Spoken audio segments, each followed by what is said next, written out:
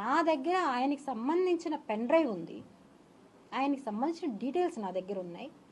నేను ఏం చేసినా నేను చంద్రబాబు నాయుడిని తిట్టచ్చు, జగన్మోహన్ రెడ్డిని తిట్టచ్చు, ఇంకొకరిని తిట్టచ్చు, నన్ను ఏమీ అనడు అనే ధీమా అతను నాతో ఎన్నోసార్లు చెప్పాడు. నా వెనకాల ఆయన ఉన్నాడు. నిజంగా ఉన్నారా పవన్ కళ్యాణ్ గారు? నేను అడుగుతున్నాను. నేను మిమ్మల్ని అడిగాను, దండం పెట్టి అడిగాను, అన్నా నేను ఒక ఆడపడుచు బాధపడుతుంది, బయట వచ్చాను, దండం పెట్టి అడిగాను, నాకు న్యాయం చెయ్యండి అంటే మీరు సపోర్ట్ చేశారో లేదో నాకు తెలీదు.